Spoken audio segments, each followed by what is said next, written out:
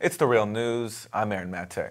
Puerto Rico is entering its first debt restructuring hearing for a $123 billion debt it cannot possibly pay. The process is expected to take years, largely because of the island's special status, which prevents it from normal bankruptcy protection. Puerto Rico has been in a recession for over 10 years, and poverty has reached 45%. During this time, 400,000 Puerto Ricans have left for the U.S. mainland. Joining me is Juan González, a reporter, author, and columnist. He co-hosts the radio and TV program Democracy Now! He recently wrote an article for The Intercept called Puerto Rico's $123 billion bankruptcy is the cost of U.S. colonialism. Welcome, Juan. Thank you, Aaron. My pleasure to be here. So as I mentioned, the size of Puerto Rico's debt is some $123 billion. Comparing that to the previous largest case of municipal bankruptcy, Detroit, that case was $18 billion. So talk about the scale of this crisis and what this debt hearing that starts today could provide in terms of an answer. Well, this frankly represents the largest municipal bankruptcy in the history of the United States bond market. It involves not only about $74 billion that's owed to creditors that what the various Puerto Rican governments have borrowed over more than 20 years now, but it also represents another $49 billion that the government of Puerto Rico owes to its government workers in retirement pensions. The government, according to the Federal Oversight Board that was established last year, has about only $1.5 billion in its pension funds to pay $49 billion in debt. So there's no way that, in fact, within a year or two, the funds will be completely depleted. And the only way that anyone either a retiree of the Puerto Rican government will be able to get any pensions is through direct payments out of the operating funds of the government. So this is a huge crisis. Hundreds of thousands of people are about to lose their retirement cushions, their pensions, as well as bondholders are facing unprecedented losses. The Oversight Board appointed by the federal government says that even after a massive austerity program that they are supervising, that's going to involve rate increases in taxes, increases in electrical rates, water and utility rates, a series of austerity measures, Puerto Rico still will only have about $8 billion over the next 10 years when about $35 billion in debt becomes due. So basically, the bondholders are facing losing 75 cents on the dollar, even in the best case scenario for Puerto Rico, according to the federal government's own oversight board. And you touched on this, but I want to get into it a bit more. Just what impact the people of Puerto Rico face. I know that President Trump has signed a spending bill that would cut hundreds of millions from Medicaid. And plus we're talking about closing schools and slashing spending on all sorts of public services that you mentioned. What are people on the island facing in terms of the impact to their daily lives? Well, it's a great depression that doesn't end. It's now been 10 years now of constant contraction of the economy. And as you mentioned, 400,000 people have left the island, and Puerto Ricans, being U.S. citizens, do not need any visas to leave and go to the United States. So they've been fleeing in large numbers. The result is the school-age population has plummeted from over 600,000 several years ago to about 300,000 today. The government just announced the closing of more than 180 schools for this coming school year. This is on top of several hundred that have been closed over the last few years. But as I said, just the general cost of living, the sales tax in Puerto Rico right now is 11.5%. It was increased last year from 7% to 11.5%, and largely to pay certain groups of bondholders that have sales tax revenue bonds. And so the electrical rates are among the highest in the United States. Only Hawaii has higher electrical rates. The water and sewer is about to be privatized, but also the water and sewer rates have increased dramatically. And most importantly, there are no jobs. So Puerto Rico's unemployment rate, it dipped a little bit in the first quarter. It's now about 11.5%, but it's been consistently between 12 and 15% unemployment, official unemployment for more than a decade now. And the labor force participation rate, the percentage of people of working age people that are actually working is only 46% compared to about 62% in the United States. The island is the poorest of any territory of the United States, state or possession. And one of the points I make in my intercept column is that this is the price of colonialism. The bill has come due. Puerto Rico has been the largest colony of the United States and the most lucrative colony now since 1898. And it's been a steady source of super profits, first for sugarcane manufacturers in the early part of the 20th century, in the second half of the 20th century for textile manufacturers and pharmaceuticals that took advantage of its federal tax-free status, and over the last 20 years of Wall Street financiers who have consistently promoted more debt to Puerto Rico as a means of staving off the eventual day of reckoning, which has now come to fruition.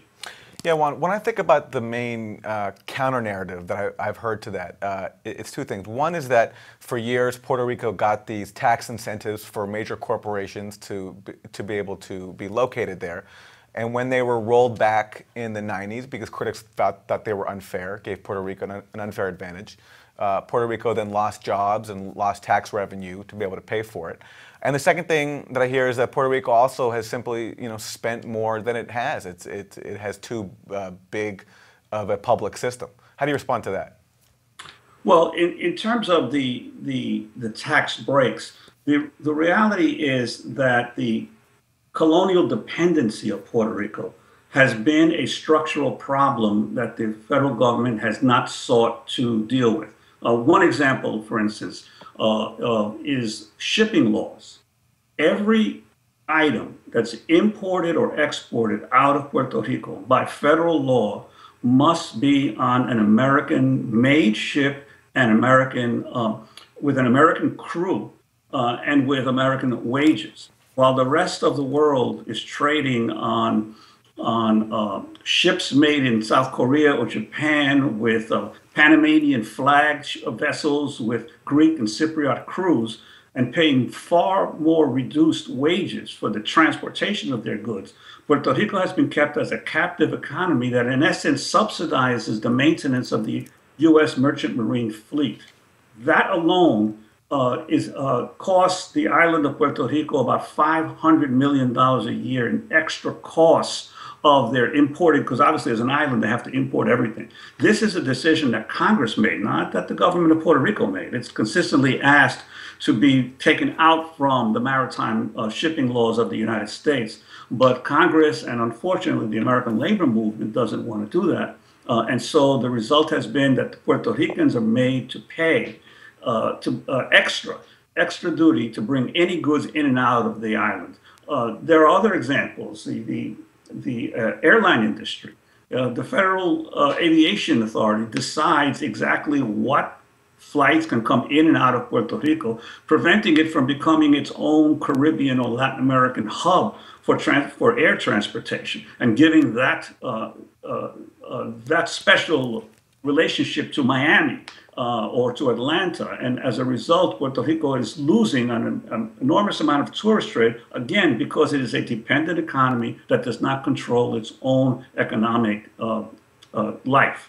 So these are some examples of how Puerto Rico has been basically exploited for the needs of American business and not for the needs of the Puerto Rican people. Well, Juan, and speaking of which, of Puerto Rico not being able to control its own economic affairs, now it's under the control of this fiscal control board you mentioned, PROMESA, that was imposed not by the island, of course, but by Washington. It is, in fact, as I understand it, is located in New York City. Can you talk about their oversight now of Puerto Rico's financial affairs and what their agenda is? In fact, and who is even on this board? Well, this financial control board is amazing. First of all, it is often compared to the District of Columbia Control Board that was imposed on the District of Columbia back in 1995. But it's a radically different type of board. For instance, back in 1995, Bill Clinton was president. Newt Gingrich was the Speaker of the House, and it was a Republican-controlled House. And Clinton and Gingrich both agreed that the District of Columbia was in severe financial problems and needed some kind of government involvement. So they appointed a 5-member board, all of whose members had to be residents of the District of Columbia.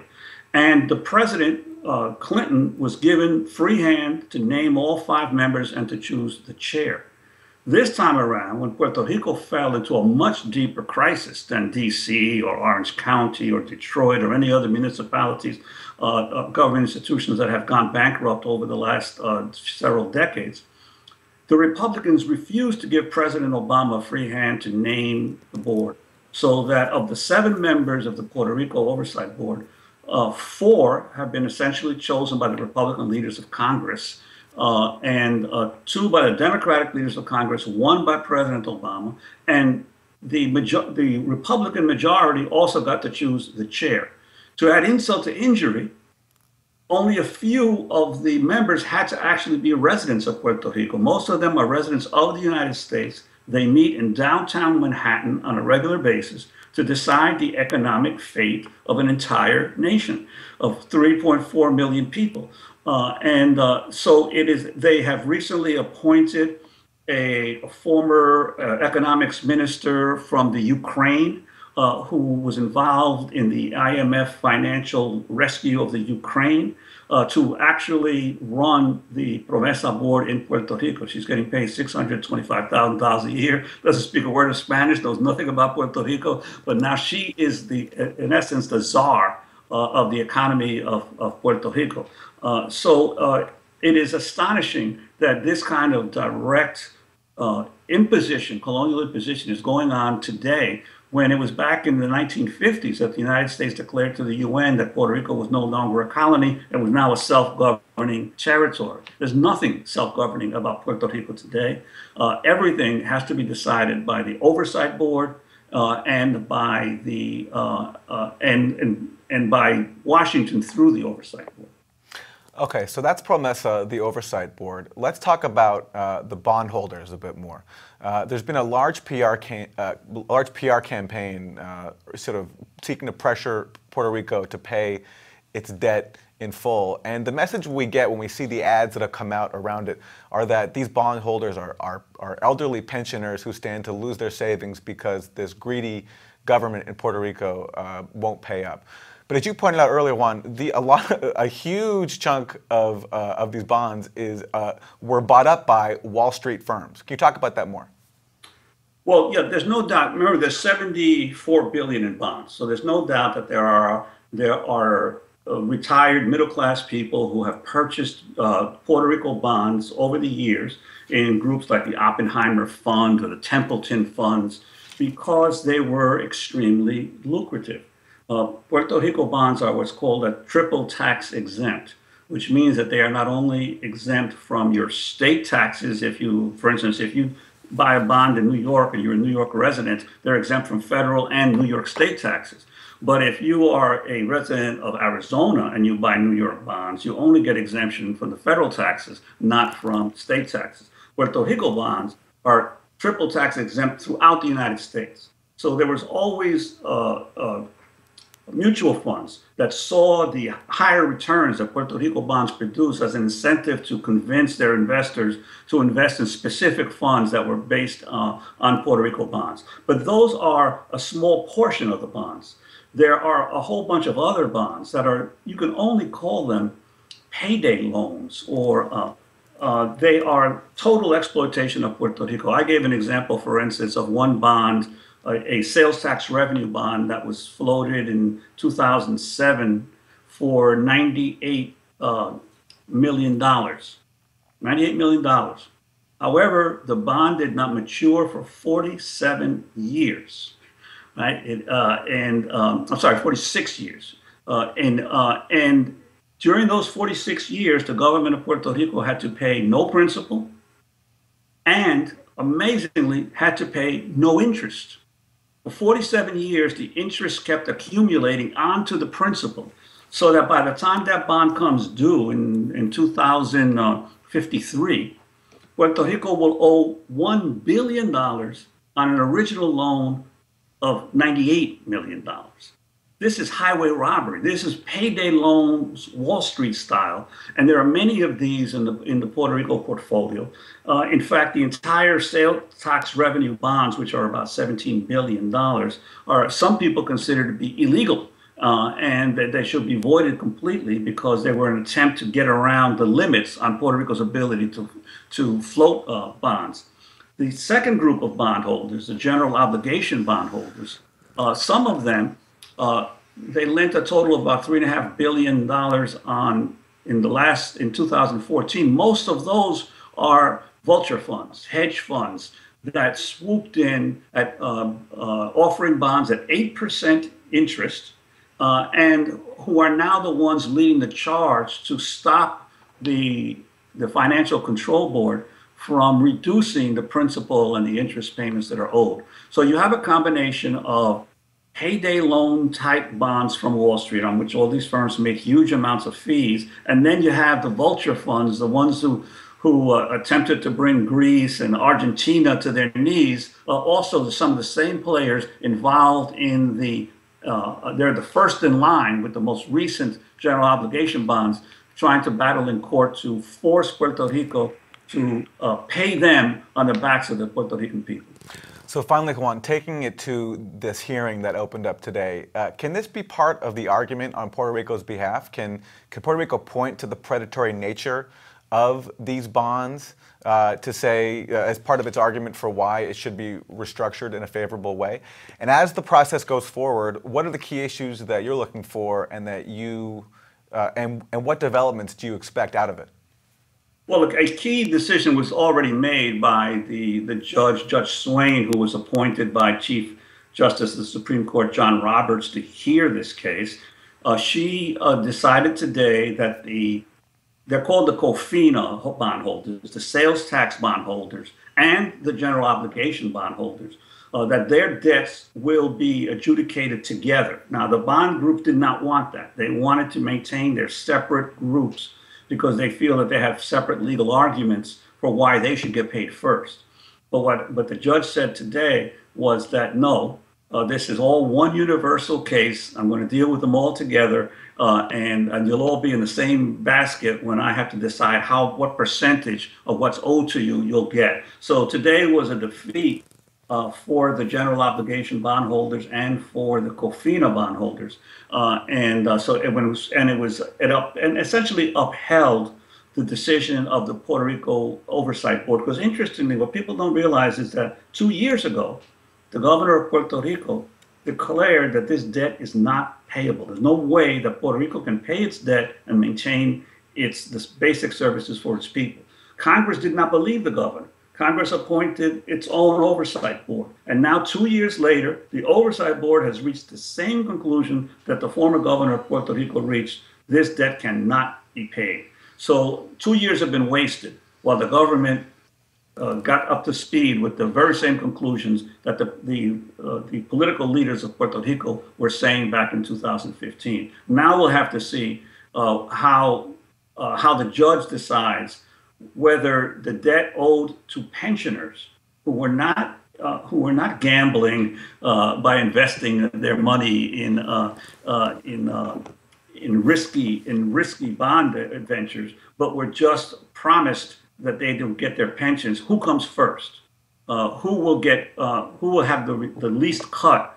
Will it be the pensioners? Will it be the people of Puerto Rico and their services, or will it be the bondholders? Juan González, reporter, columnist, author, and co-host of the radio and TV program Democracy Now! Juan, thank you. My pleasure. And thank you for joining us on The Real News.